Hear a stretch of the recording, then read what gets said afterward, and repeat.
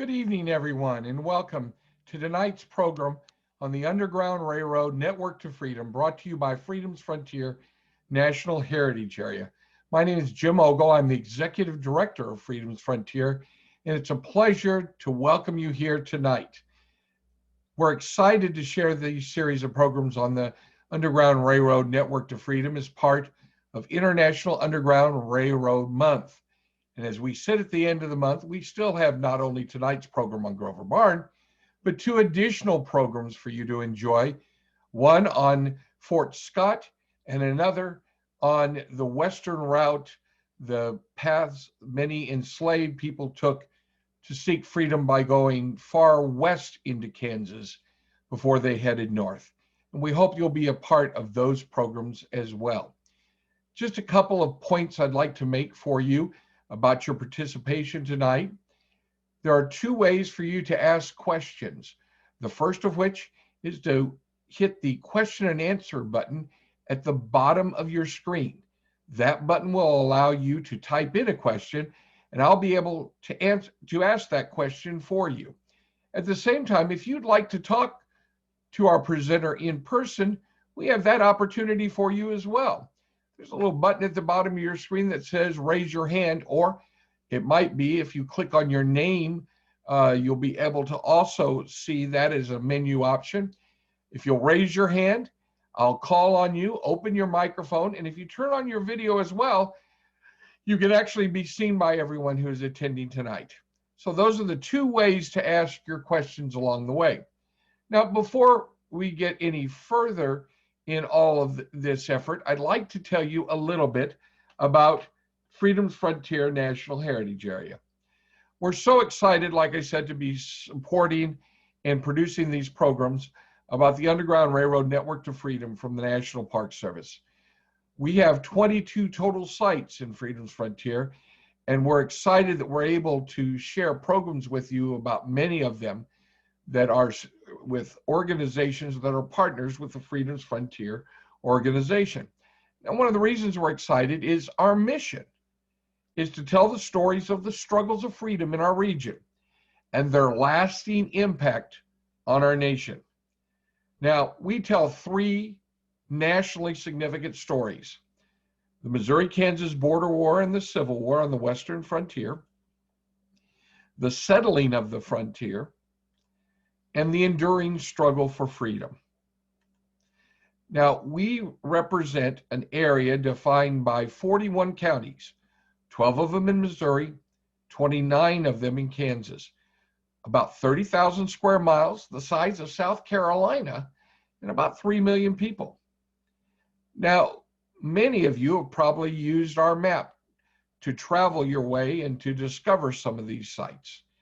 But as part of our effort with the Underground Railroad Network to Freedom, we decided to take a step into some new opportunities to help share these stories.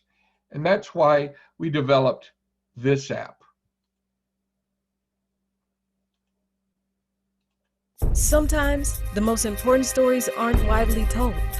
Sometimes what matters the most remains a secret, even if it's right in front of us. There's a place that defined the history of our nation, where patriots fighting for freedom gained victories that lasted through the years to secure equal freedoms for all Americans. We're talking about the Freedom's Frontier National Heritage Area. If you didn't know you had such a place around you, the FFNHA app is for you. You'll discover important historic sites and museums, all connected to tell the remarkable stories that shaped our nation. The settlement of the frontier, the border war and Civil War, and the enduring struggle for freedom. Thanks to our easy-to-use app, you'll find tours and amazing places to visit that bring the region together and make it come alive. Visit the App Store or the Google Play Store. Download the FFNHA app and discover the stories that changed a nation. Enjoy the ride. History awaits. Now, we hope you will discover the Underground Railroad Network to Freedom using the Freedom's Frontier app. It gives you the strong capabilities to visit a number of these sites and to get directions from wherever you are to be able to tell those stories and to learn about the important role we played on this part of the country in telling the Underground Railroad story. As we mentioned tonight, our program is about Grover Barn and the extraordinary story, one of the best documented stories on the Underground Railroad in the entirety of the United States. Now, one of the key elements of our effort are that you can collect digital passport stamps in using the app. As you can see here, there's an example of the Grover Barn stamp along the way. We hope that you will take the opportunity to get the app, collect the stamps, and visit all the sites along the way. Now, you can find our app in the Apple App Store or the Google Play Store, and it's free and easy to download. Now, as part of our Underground Railroad Network to Freedom efforts, we're very excited that people are learning more about the number of sites on the Underground Railroad Network to Freedom in the Midwest, our area that was back in that day part of the Great American West. And the Grovers are such an important part of that story.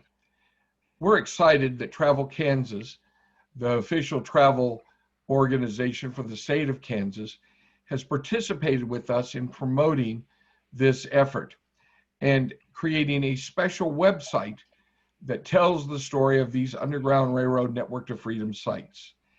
And I want to share with you a special video Travel Kansas also put together about the importance of the Underground Railroad.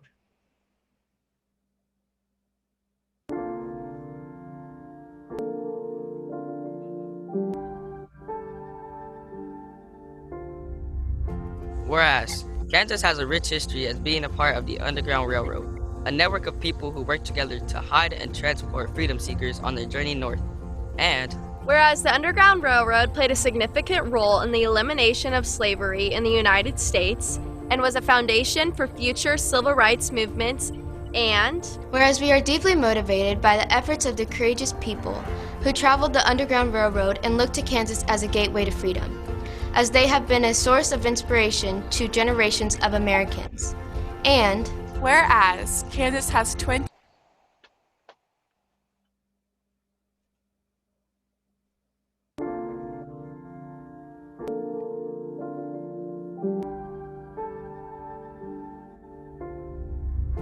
Whereas, Kansas has a rich history as being a part of the Underground Railroad, a network of people who work together to hide and transport freedom seekers on their journey north. And whereas the Underground Railroad played a significant role in the elimination of slavery in the United States and was a foundation for future civil rights movements, and whereas we are deeply motivated by the efforts of the courageous people who traveled the Underground Railroad and looked to Kansas as a gateway to freedom, as they have been a source of inspiration to generations of Americans. And whereas Kansas has 29 counties who are part of the Freedom's Frontier National Heritage Area, and whereas the state is home to 21 Underground Railroad Network to Freedom sites managed by the National Park Service, which continue to tell the story about the nation's struggle for freedom that did not end with the Civil War. And whereas, in appreciation of the efforts of those who manage and preserve the sites of the Underground Railroad in Kansas, and those from around the world who have committed themselves to document and share the stories of the Underground Railroad and the enduring struggle for freedom in Kansas. Now, therefore, I, Laura Kelly, Governor of the State of Kansas, do hereby proclaim September 2020 as National Underground Railroad Month in Kansas, and ask all Kansans to join me in honoring those from our past who pursued freedom by traveling the Underground Railroad, and in expressing gratitude for those who helped them on their way, and to join together to continue the fight for freedom and equality for everyone.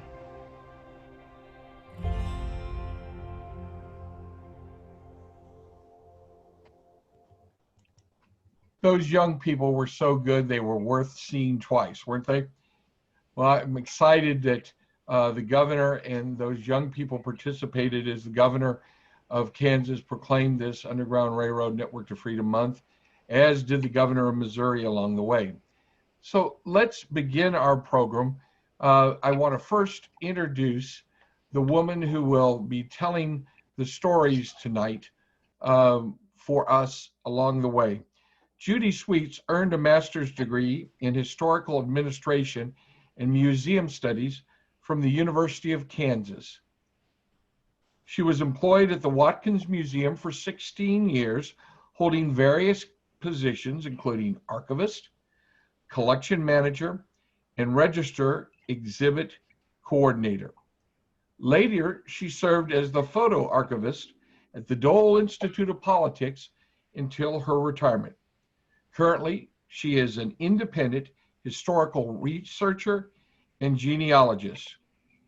Judy was the co-compiler of the book African Americans in the 1865 Kansas State Census, Douglas County. Judy was also co-founder of the Douglas County Underground Railroad Association and was a founding member of the Guardians of Grover Barn. She is currently writing a book about the Underground Railroad in Douglas County, Kansas. Judy, it's great to have you with us. Welcome. Thank you so much for having me tonight, Jim. I'm really happy to be able to come and talk about the Underground Railroad and Grover Barn. And I've done a lot of research, as have others, about Grover Barn. I think we're going to see a few slides, and I wanted to mention that the Grover Barn is currently owned by the city of Lawrence, and it's the only known Underground Railroad structure still standing in Lawrence, Douglas County, Kansas.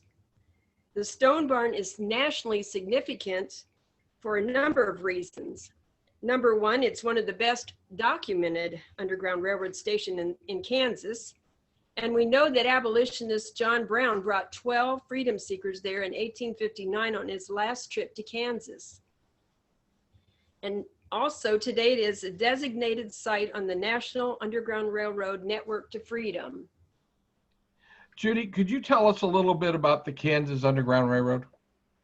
Sure, I'll be glad to. And some of you may already know some of these terms, but that the Underground Railroad is a term that describes a secret network of people, places, and activities that work together to move freedom seekers north to freedom in the northern states or Canada or elsewhere. It wasn't really a train, and it was not usually underground. There were conductors who transported the freedom seekers, known as passengers, and they were transported mostly at night, to station masters who sheltered the freedom seekers in stations, which were their houses, barns, or root cellars, etc. Blacks, whites, and Native Americans all helped on the Underground Railroad. Indeed, some have called the Underground Railroad the first civil rights movement. And here we're seeing that there were two main Underground Railroad depots. One was in southern Kansas, that was at Mound City, and the other one was in northeast Kansas near Lawrence on the south bank of the Wakarusa River, and that one was John E. Stewart was the general traffic manager of that depot. Lawrence was a free state town located between the pro-slavery towns of Lecompton and Franklin, which is now extinct. And Lawrence was founded in 1854 by a group of abolitionists from the New England Emigrant Aid Company. It didn't take long before the enslaved in Missouri on plantations heard about Lawrence. The word spread from person to person that if you could just get to Lawrence, you would be free. It's estimated that between 300 and 1,000 freedom seekers passed through Douglas County on the Underground Railroad en route to Iowa or further north to Canada. And also I might mention that word Canada, they used a code word Canaan for Canada. But there was also a band of dangerous and greedy slave catchers in Douglas County who captured fleeing slaves for the reward money. And sometimes they would also kidnap free persons of color, of which there were several here in Lawrence, some of them working at the Eldridge Hotel. And those, they would get additional money for them because they were sold into slavery. Freedom seekers often did not know whom they could trust. Now here in slide 3, I was going to say that we have some fascinating stories of freedom seekers who fled Missouri plantations and arrived in Underground Railroad stations in Lawrence. Some traveled by horse, like in this slide here. In another case, we know of one man who disguised himself as a woman, had help disguising himself as a woman, and traveled to Lawrence in a stagecoach. When he got off the stagecoach, he mingled with the wedding party. So he was able to find a safe house in Lawrence. Some Missouri freedom seekers traveled to Kansas covered by produce in a farm wagon driven by conductor and station master Reverend John E. Stewart. And some freedom seekers simply walked in, 40 miles over from Missouri. And we're continuing to discover new Underground Railroad stories each year. So far, researchers have identified 30 documented Underground Railroad agents in Douglas County who helped with the underground activities between 1855 and 1860. And there were probably many more. Judy, I'm sorry to interrupt, but I wanted to ask you if you could tell us more about Grover Barn, one of the underground sites in Douglas County that's on the Network to Freedom. Sure, I'd be glad to. As I mentioned, the Grover Barn is the only known Underground Railroad station still standing in Lawrence, Kansas. In this slide, you can see the north side, which is on the right, and the south side of the barn, circa 1890. And we believe that the wagon with the Underground Railroad passengers probably entered the barn at night through the south side, drove into the wagon before the passengers got out. In the next slide, you'll see the barn is located on Grover Barn is located about 3 miles southwest of downtown Lawrence. And there's a picture of, you can see where it says J. Grover on the 1857 map of Douglas County. The stone barn was built in 1859 by Joel Grover on his 160-acre farm, which he had preempted. And he had help from his friends and neighbors building the barn. Took him 10 months. Today, the stone barn is a designated site on the Network to Freedom and is also listed on the Lawrence Register of Historic Places. The next slide shows Joel and Emily Grover. They were a young couple, and it's interesting to note that they were risking their lives actually to shelter fugitive slaves on their farm.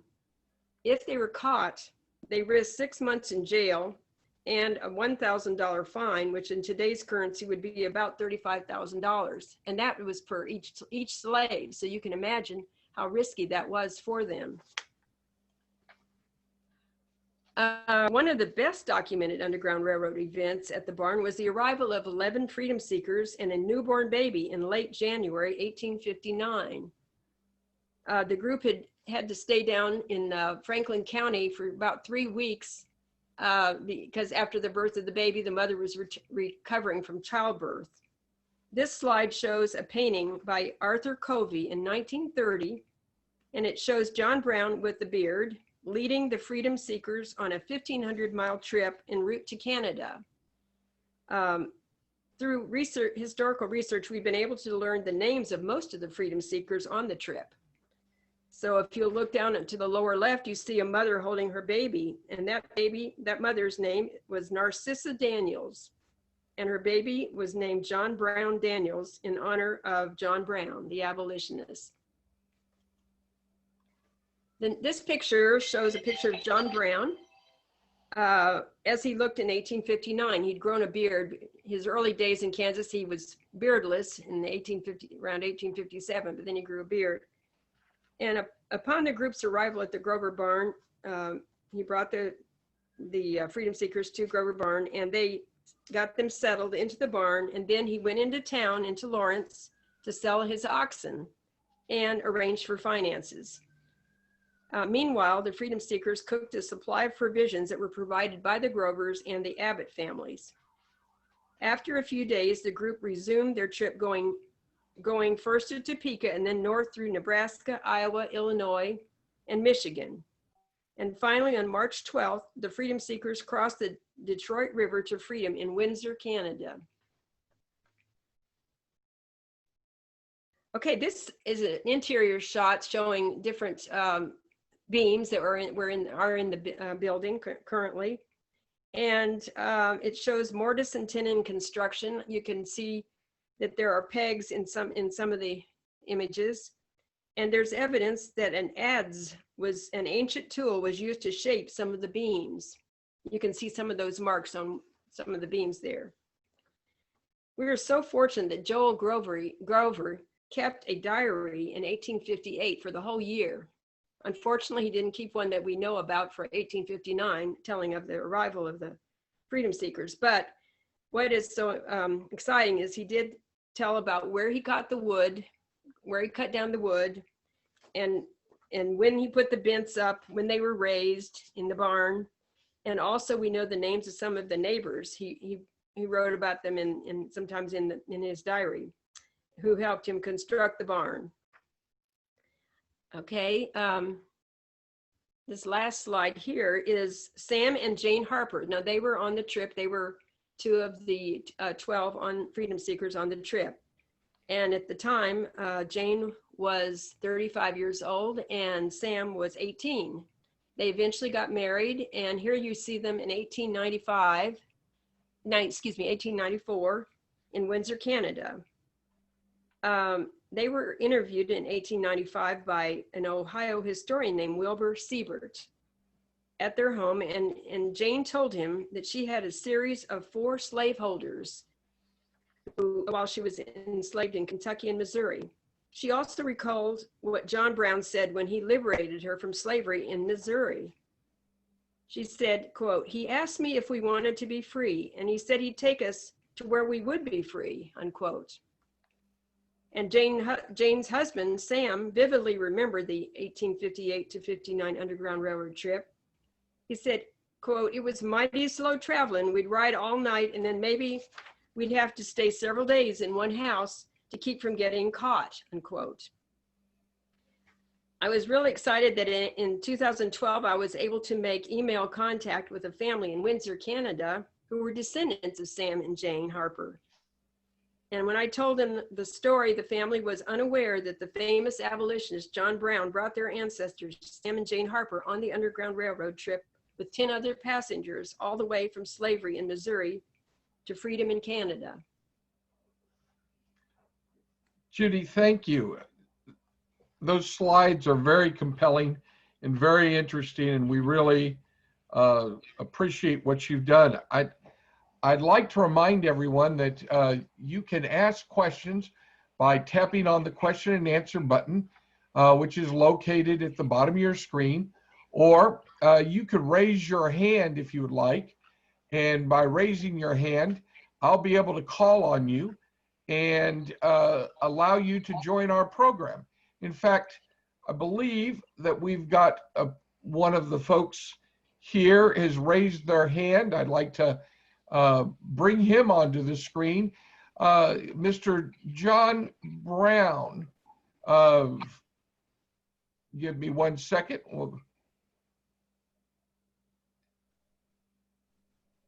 I'm afraid we've lost Mr. Brown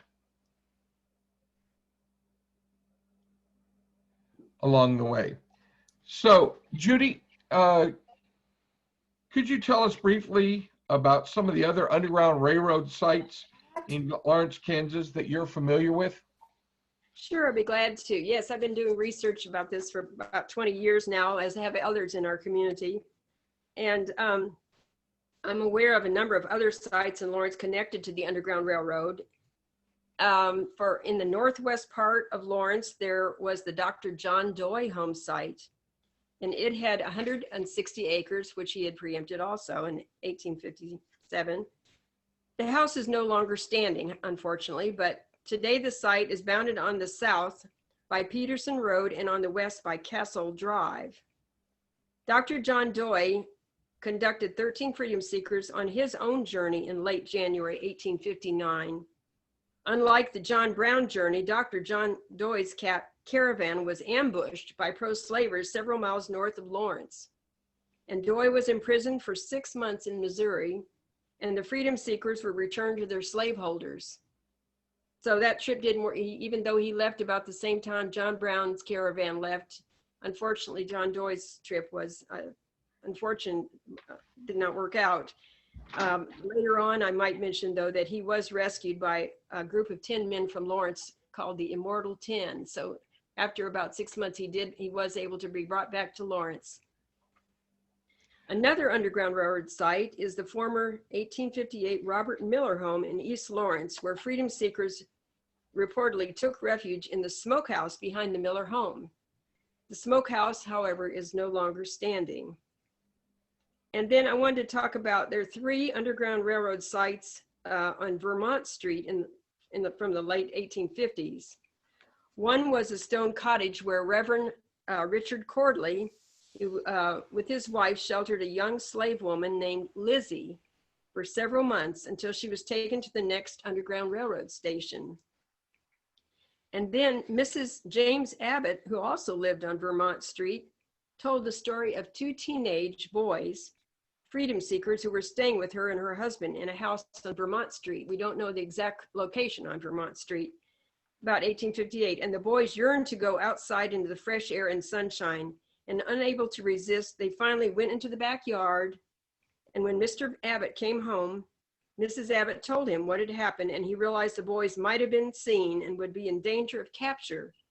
So he took them to the next Underground Railroad station. She said, quote, she thought it was the Grover Barn. Excellent. Thank you, Judy. I now believe we've got one of our audience members, John Brown, with us now. And Mr. Brown, I believe we've got you on camera. Go ahead and ask your question of Judy Sweets. Well, Brother Ogle, I was wondering if I might, instead of asking a question, if you and Sister Sweets would allow me to tell a little bit more about something that she mentioned, about the something that I was involved in, and can give more information. Would that be all right? Absolutely. Go ahead, please. Well, in 1858, December of 1858, I believe it was the 19th of December, my friend George Gill brought me a man who he had met. That man was named Jim Daniels. And Mr. Daniels told me a story. He said that he was enslaved to a man in Vernon County, Missouri, a Mr. Lawrence. And Mr. Lawrence had recently died. And the executor of the estate allowed Mr. Daniels to do what he had always been doing, to make brooms and to go around the countryside peddling brooms. So that was why he was in Kansas. At least that's what he had told his overseer. But he said that wasn't why he was in Kansas. He said while he was in Kansas, he was looking for help. Because of the death of his owner, the estate was going to be broken up. And that meant that all of the enslaved folks on that estate would be sold off. That meant his family would be broken up. He, his wife, and his children would no longer see each other, perhaps for the rest of their lives. And he wanted help. He said, "Can you help me, Mr. Brown?" And I said, without even thinking, "Yes, of course I can. I can, Brother Daniels, and we will help you to the best of our ability." So the next evening, the 20th of December, we got on our horses and we rode into Vernon County. We split up into 3 groups. I went to the Lawrence farm, and 2 other farms were also approached and visited. One of them was the Cruzy farm. And when Mr. Cruzy was told that his property, as he would have said it, was going to be taken from him, he objected. He objected violently. He pulled out a pistol, and my men were unfortunately required to kill Mr. Cruzy. That saddened me when I found that out, because this is not a war against people. All people are brothers and sisters, my black brothers and sisters and my white brothers and sisters. And I want no violence, but if violence is thrust upon us, we must defend ourselves and defend these freedom seekers. So at all three establishments, all three farms, wagons were loaded. Freedom seekers were all brought to the Lawrence property, and we loaded up wagons there. We took oxen, hitched them to the wagons, and we left with 11 people seeking freedom and heading for Kansas. It's not far, barely 2 miles to the border. So we were quickly across the border, but we knew we would not be alone very long. We knew people would be after us. The authorities would be after us, and slave catchers would be after us, trying to catch our black brothers and sisters and send them back to bondage. I hear people say that I stole those 11 slaves. Well, I didn't steal them. They liberated themselves and I assisted. They also said, we stole all that property. We stole those wagons, we stole those oxen, we stole all the supplies. Well, my answer to that is, those 11 men and women and children had slaved, literally slaved, their entire lives for no recompense whatsoever, but meager few food, ragged clothes, and a cold, uncomfortable bed. They were owed much more recompense than we possibly could have loaded on those wagons. So the idea that it was stolen is ludicrous. We moved into Kansas and we started moving north. It was December. It was cold. It was rainy. Plus, we were being pursued. So we had to move at night only and not move very far because not everybody was in good health. Mrs. Daniels was with child, very much with child. It was obvious she was going to deliver soon. So we had to be careful about her, and we also had to be careful that we did not get caught. So we slowly moved north.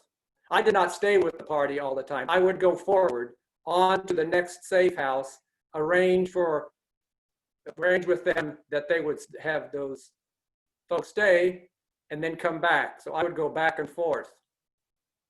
Near Garnett, Kansas, Mrs. Daniels, Narcissa, she gave birth to a son, a freeborn son.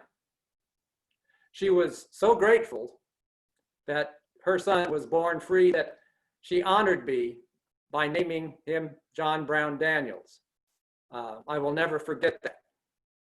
That was one of the biggest honors I have ever received. We continued moving north.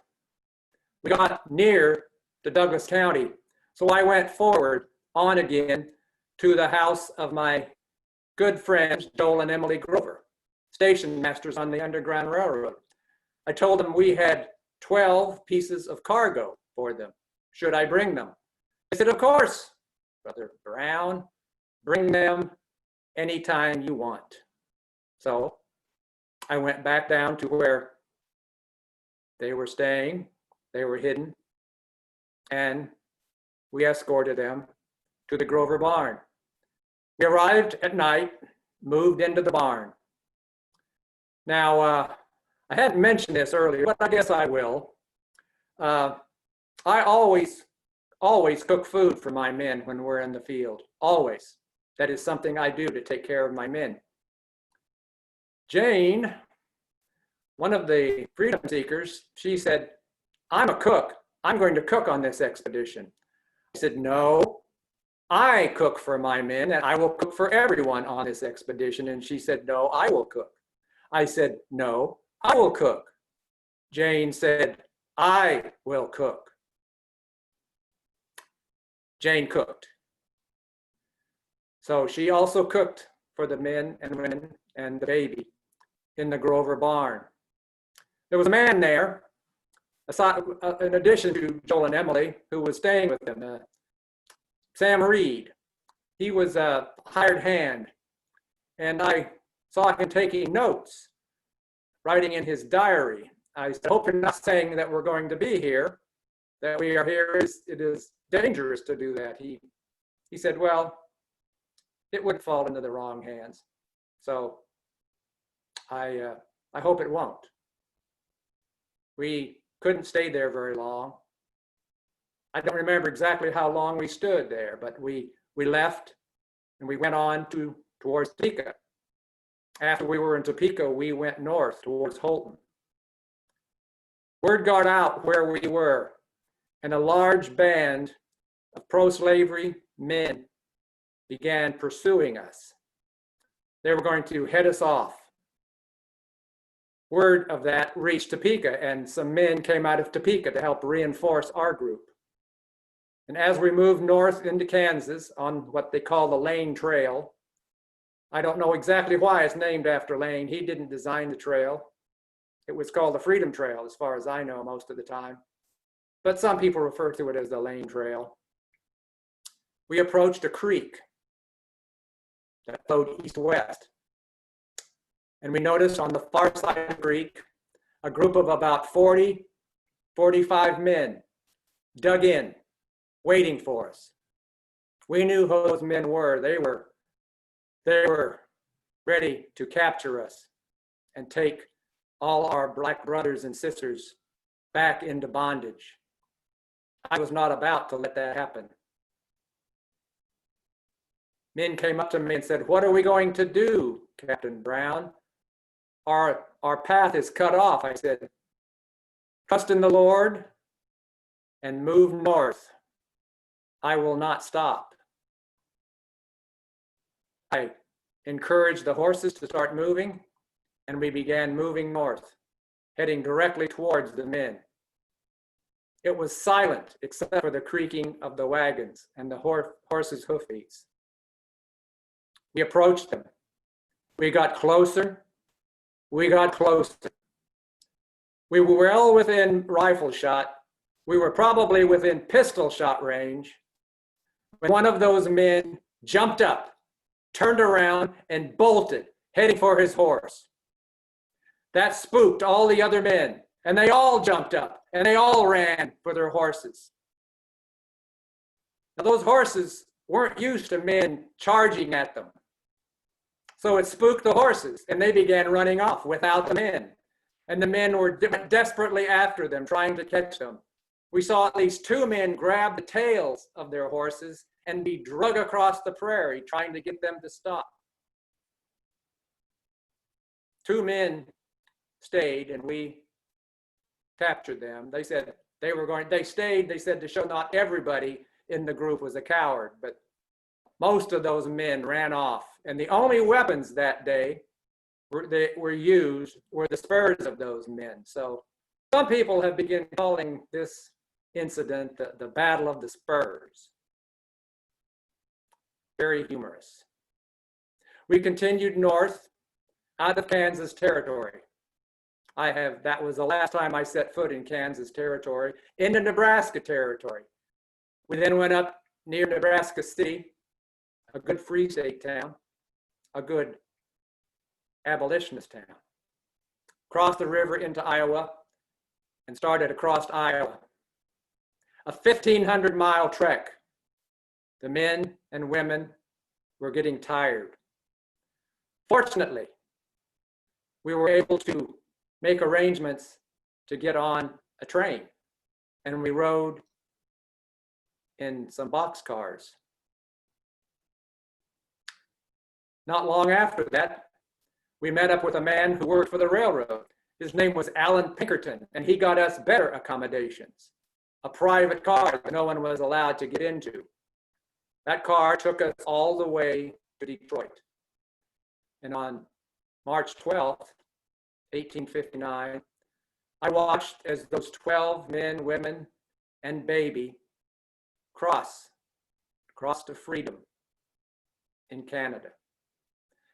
Because that was the only way they could be free. That was the only place they could be safely free.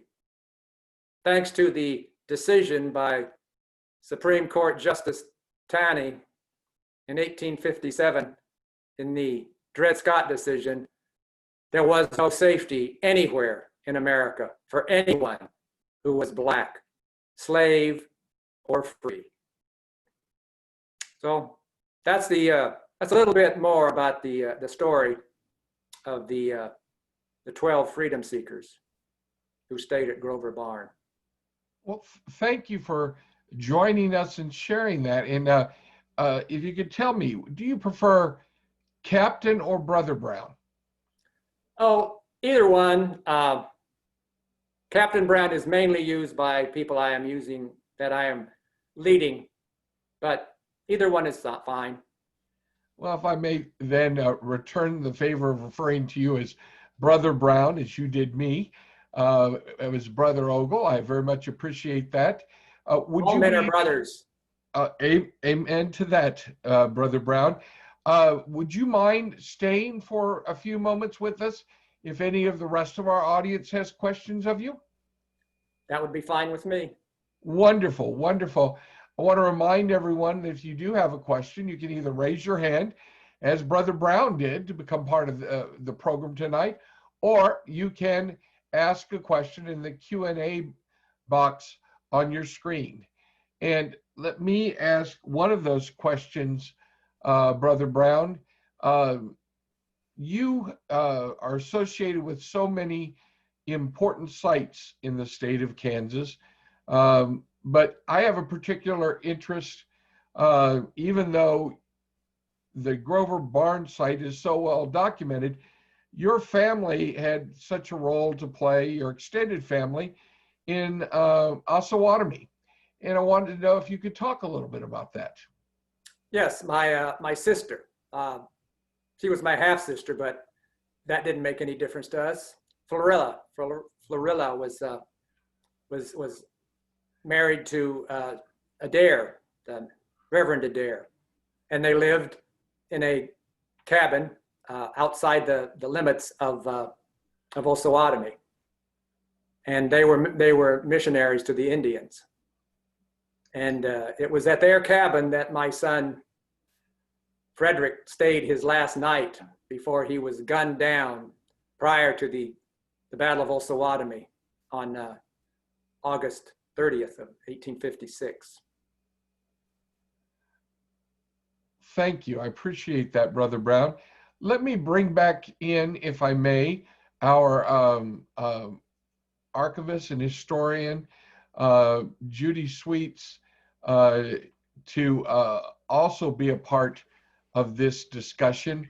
And Judy, thank you for queuing up your camera again.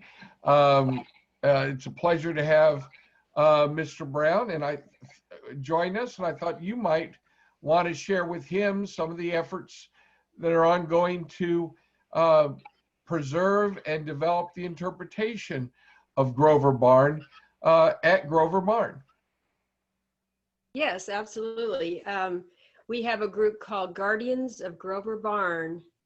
And Captain Brown, I think you'd be interested in this because we've been working on some kiosks, some interpretive panels for outside that will tell the whole story that you just, or most of the story that you just mentioned. So we're very excited about that. We're still, it's got some finishing touches to put on those panels.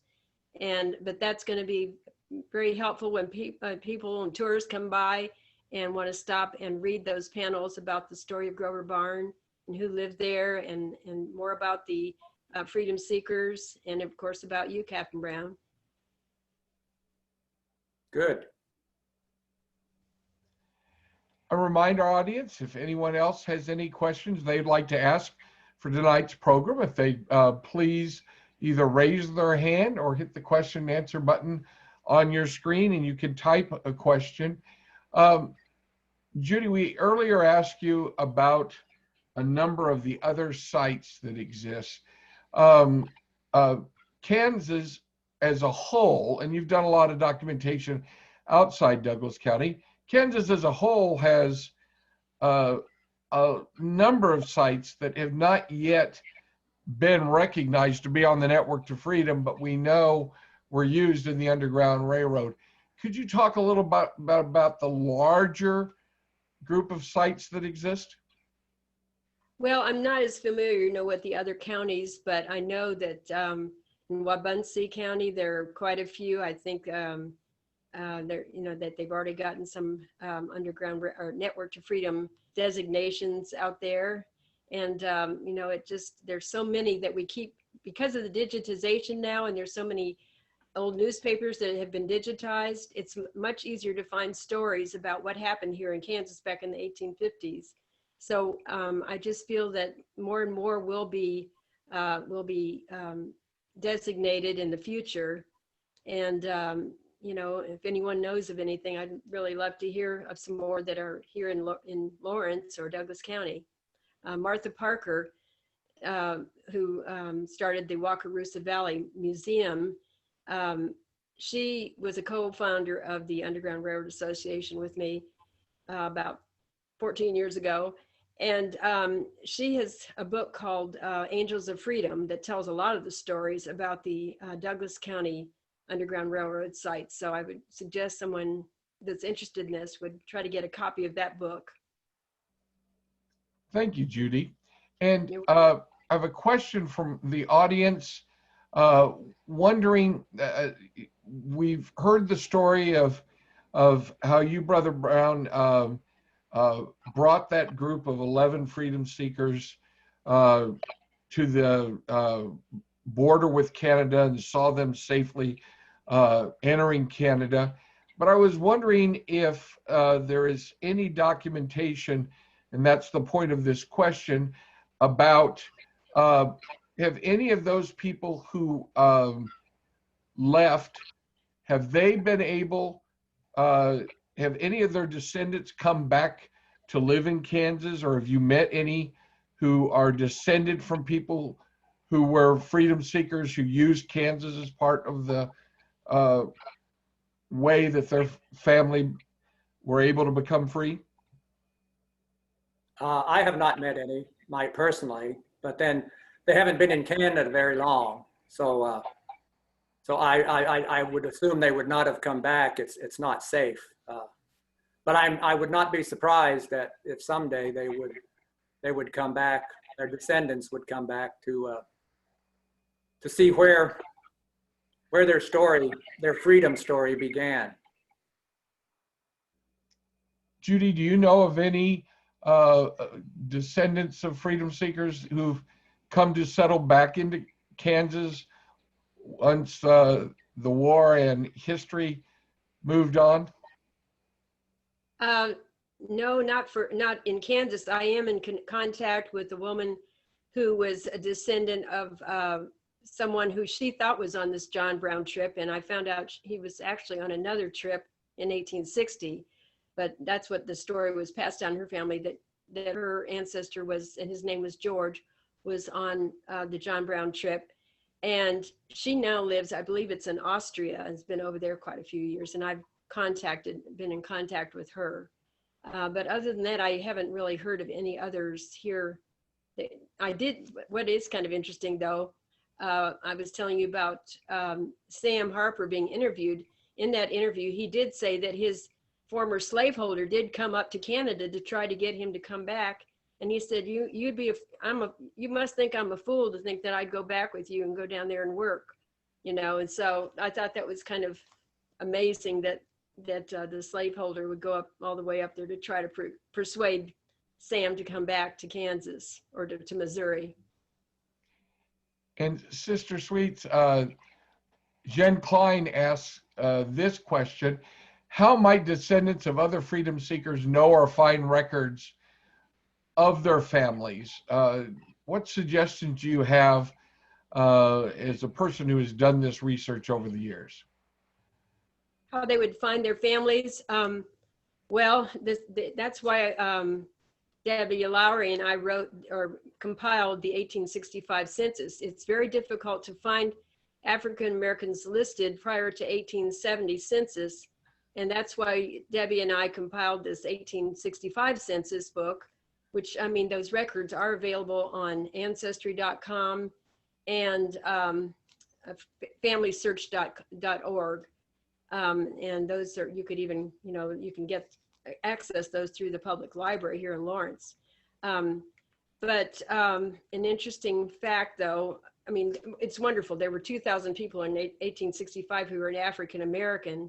1 out of 5 people were African American here at that time in 1865. And so some of them do have their original name, or they have the name of their last slaveholder. But what happened was, when they were bringing some of these, what they call contraband, in around 1862, Reverend Hugh Dunn Fisher gave them all, told them they were free now, he gave them all names of Northern significancy, which makes it very difficult for genealogists, for those that they renamed. They were trying to protect them, but it makes it hard for family members to try to search those people when they were given different names like that. But yeah, I would suggest start with yourself and go backwards and try to get past that 1870. And there are a lot of records in courthouses when there's a sale of, like when someone dies, they would list them as property, just like horses or cattle. And so they sometimes listed at least the first name of the freedoms of the slave person. And so there's just records all, you just have to be kind of, creative to try to figure out where they were and where they came from. Thank you, Sister Sweets. And Brother Brown, are there any final words you'd like to leave our audience with tonight? Just to remember that freedom is important for everyone, that all men and all women, being brothers and sisters, all have the same rights under the Lord, and that no one has a right to curtail those rights. And that if someone tries, then it's up to everyone to oppose that and work for freedom. Freedom is essential. Well, Brother Brown, thank you for joining us tonight and taking this time to spend a few minutes with us. Take care, and we thank you. Sister Sweets, you have the last word tonight. Is there anything you would like to add? No, I'm just so glad that there's a big interest now in the Underground Railroad. It's just been kind of a forgotten secret history. And so we're trying to, uncover the stories. The stories are just amazing. And so I'm hoping to get those written up. Well, we so appreciate you spending your time this evening with us to share those stories and to be part of our presentation tonight. Thank you so very much for being here and being a part of this effort and for telling these stories. I know that our audience very much appreciates you being a part of this. Thank you. Thank you very much. And I want to thank all of you for joining us this evening to learn about the Underground Railroad Network to Freedom and these special sites like Grover Barn. And hope you'll take advantage of the opportunity to take our tour for Freedom's Frontier by using the Freedom's Frontier app to visit these underground sites. Thank you for being a part of tonight's program, and we hope that you join us for some of our other programs coming up in the next few days. Take care.